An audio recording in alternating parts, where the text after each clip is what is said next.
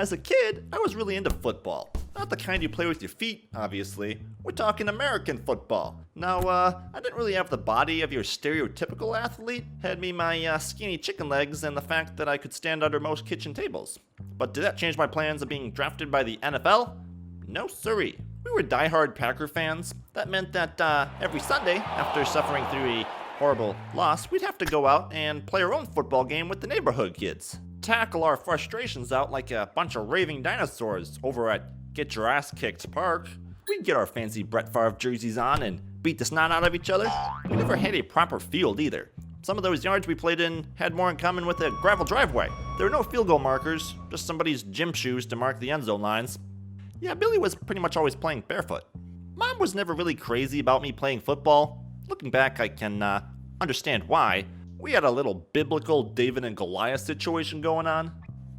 She happened to be David's mom. We needed quite a few kids for a good game, so we weren't too picky about who showed up. Our players ranged in size from cement trucks to, well, me.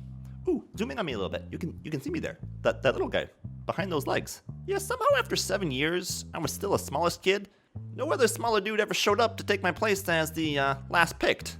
The one to even out the teams, but like, nobody really meant that. Hey, how come Big Dan is on your side? You already have Clifford. Yeah, but you have Steve. Who? Where? Over there, behind you. Guy with the chicken legs. Yep.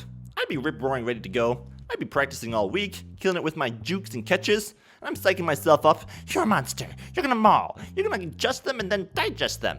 They're gonna go home and slap their mama for ever having birthed them. They always paired me against this kid named Brad. Poor Brad. He was like second to last pick. Sure, I was always the last picked, but Brad was twice my size. Sports weren't really Brad's thing. He didn't really like football, or any physical activities. You know, I'm not even sure why he'd want to play. Or any of us for that matter. But the two of us had a pretty good understanding. He wouldn't run, and I wouldn't have to tackle him. He was twice my height, but he was scared of me. He no dummy. He knew danger when he looked it in the eyes. Now, the only kid who'd ever actually throw the ball to me was this big older boy named John. You know, I always liked John. Kind of looked up to him, literally, and whatever. I remembered one time he was helping my brother build a raft, and I was standing around, and he looked over and noticed that I had a tick on me, and pulled it off. If you don't know what a tick is, it's a tiny legged insect that sticks its head into you and sucks your blood and possibly gives you Lyme's disease. And yes, it's as horrible as it sounds. That single act of kindness from an older kid made quite the impact on me. I actually remember making him a card afterwards, but this is getting kind of embarrassing. Back to the point. Anyways, during one of our more serious football games, John was the quarterback. I was across from him on defense. Not that I was gonna try and tackle him or anything. I was just kind of wandering around, doing my free safety thing. Our team was getting slaughtered, and I had yet to make a play. Actually, I didn't often make plays, come to think of it. Whole afternoons might go by when I didn't even touch the ball. The clock was ticking and the linemen were closing in. I was tracking that quarterback's eyes, and he was tracking mine. Suddenly, he threw the ball straight at me. I tried not to panic. I had to rely on my training. I jumped, I hung, I reached, and I caught it.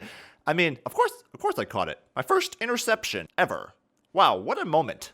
The crowd went wild in my mind, and everyone started shouting as John realized his mistake pretty quick. Hey, why'd you throw Steve the ball? He's not even on your team, idiot. As I attempted to run the ball back, John did something that shattered my 8-year-old perception of him forever. Instead of letting me have my moment in the spotlight, that loser plucked the ball right out of my teeny hands. But I didn't even care. Held my chin high as I waltzed home and told Dad I made my first interception. But I did have to write John another letter. Yeah, we were probably more serious about our neighborhood games of football than a bunch of kids with no protective gear should have been. I'm talking full-out tackling, body slamming each other into the dirt. The team captains were always really vocal and expected a high performance out of you. If 2-ton Tommy was charging full steam downfield, they seemed to think I should do something about it. And in my head I would. I'd lay that kid out, bring him right down with a perfectly executed open field tackle. Tommy would be tied up in the ball when I was finished.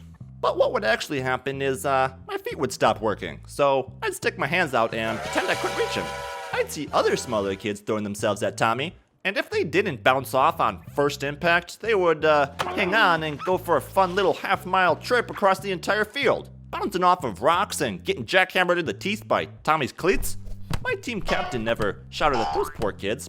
They'd cart them off the field, make them a nice little monument, and continue with the game. And if you ever did manage to take Tommy down, he'd make you pay for it by landing square on ya.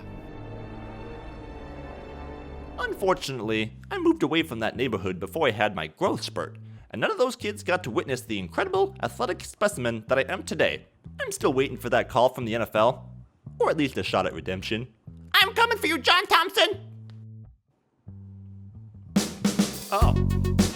Alright. Here we go. It's Me 9 times. Subscribe to have a good time. That's right. We don't mind. Your ugly behind, just so long as you keep it in line, that's fine. I ring the bell to be the first notified for one of the greatest shows ever online. That's right. It's Me 9 times.